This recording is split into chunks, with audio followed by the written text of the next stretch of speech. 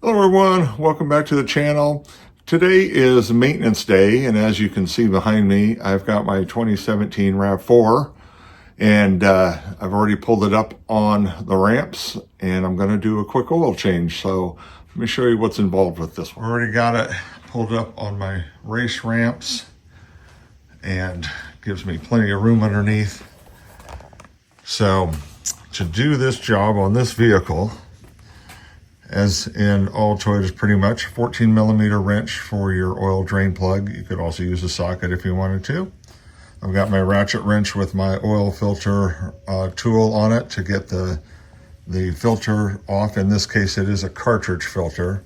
And then I've got my YZZ A1 oil filter, and then a 5-quart jug of 0W20. Sorry about that. Never fails that my compressor goes off when trying to record something.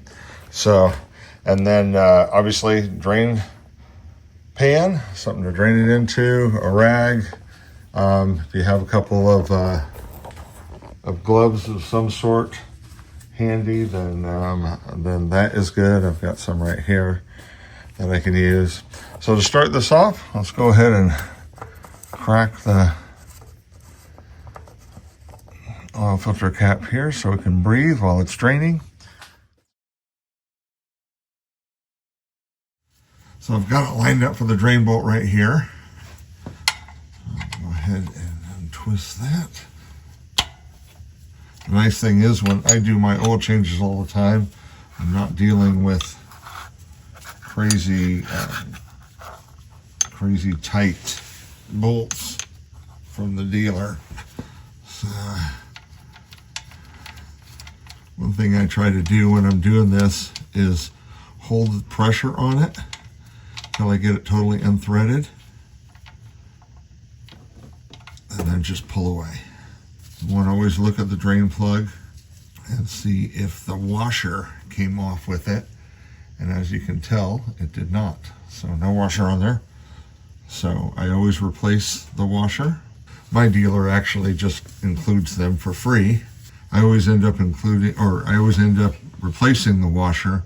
They're just not very expensive, and even though you probably won't have an issue with it, I just feel better mentally knowing that I've got a fresh gasket on there and that it shouldn't leak at all.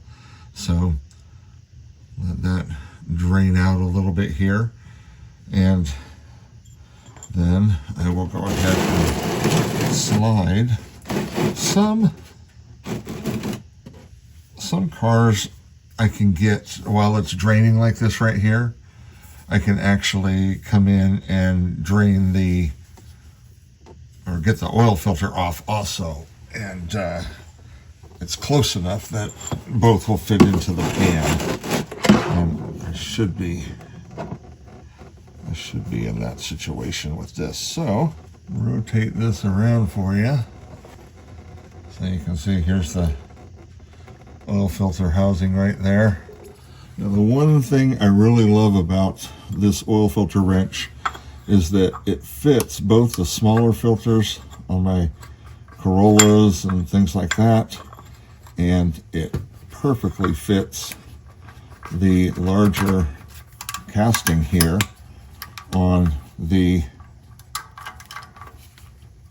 RAV4 also. These are a little snugger because there's an O-ring that does the sealing, but you kind of put it up to the snug point. You don't over tighten it, but unless you're a dealer, that is. There is actually on these, this cover right here, on some of the canisters, not all of them, but some of them, like on this RAV4, you can actually loosen just this centerpiece and let the oil drain out if you wish, and then unscrew the whole filter to make it a little less messy. But normally what I do is I just get it loose enough so it starts draining on its own, just like this. It's starting to. There we go.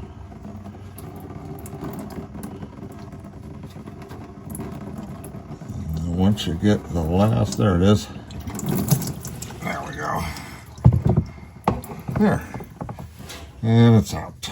So I don't, I tried it once by draining it, and it was just kind of more of a pain in the butt than it was anything else. So now I just do that, dump it.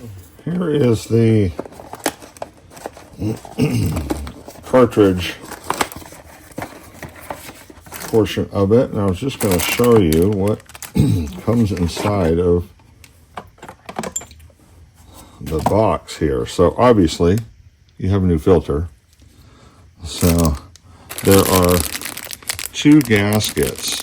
One replaces this one right here that goes around and seals the whole unit.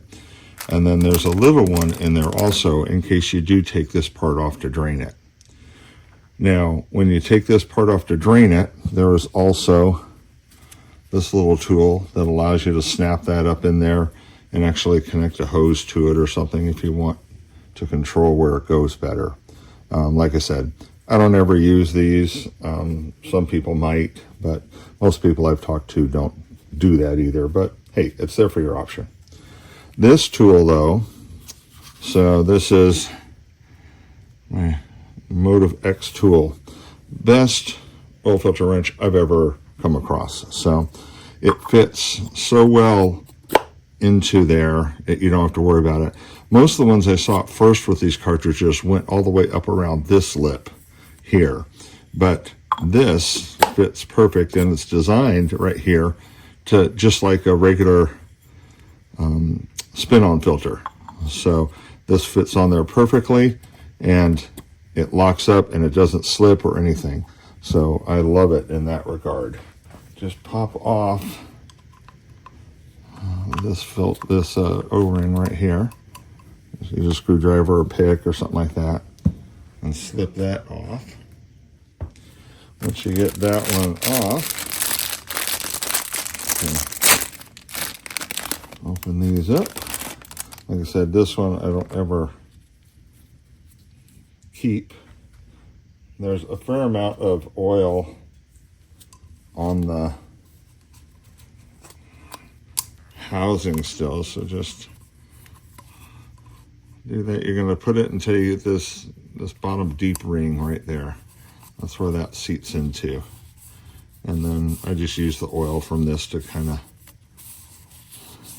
spread a little bit of it on there. So then you can pop your filter on, and it's ready to go back on. So there is, I always pre-fill my filters. This filter is easy because it sits like this, so it's easy not to spill any. But the filter housing actually soaks up a lot, and it's been shown by many people that have tested this that your oil pressure builds much quicker if you pre-filter it. Is it going to make a big difference? Yeah, maybe not. I did just drive this. The engine's coated in oil, so it's not like when I start the vehicle, it's on a true cold start. But I still, for peace of mind, I still prefer to pre-fill the oil filter. So do what you will, but that's what I prefer to do. So I'll just pour some in there. And it's amazing how much it holds as the filter soaks it up. And even on some of my cars that use a spin-on filter and they go on sideways, I still do this a little bit. Will spill out before I can spin it onto the threads, but not very much. And I still know that the filter is holding a lot of oil because of the filter medium there.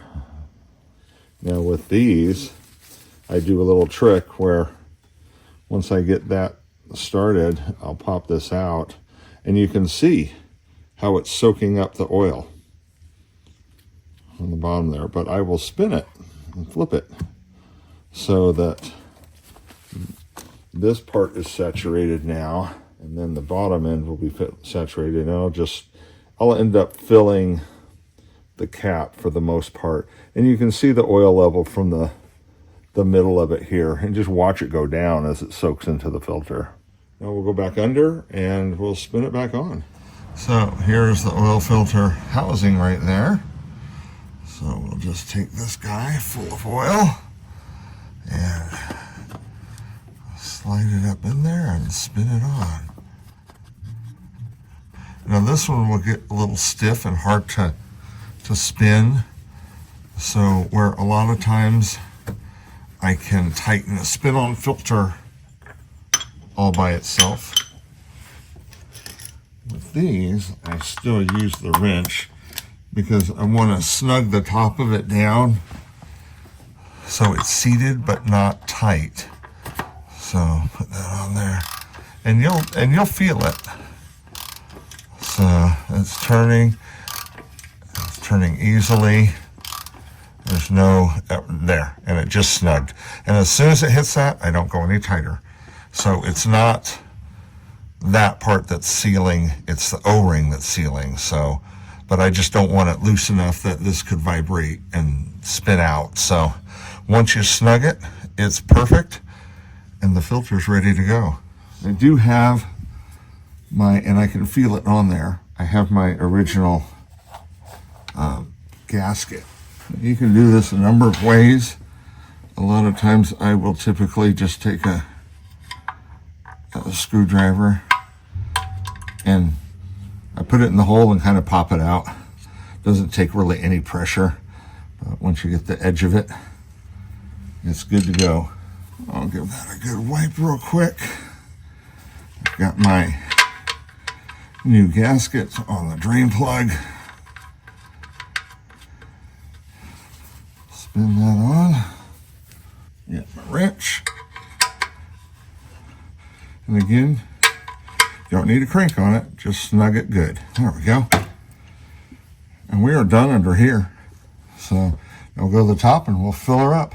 And I'm all set to refill. I've got my filter on there. I recently bought one of these just because it threads into it and into the engine right where the oil cap goes. So it's kind of cool. I thought maybe that would make it a little sturdier and easier to do this. So this car, my RAV, takes 4.6 quarts. So it's going to use most of this. That reads 4.5 quarts. So what I'll do with that is I'll start it and then let it sit, and then I'll double check it. And I'll check when I start it, I'll check for leaks from the drain plug and the oil filter housing. So with that being said, we're done here. This is why I also prefer to do this myself. I can do it. I know it's done right. I can use the oil I want. The Pennzoil is rated a lot better than the Pennzoil is rated a lot better than the Mobil 1 the dealers use.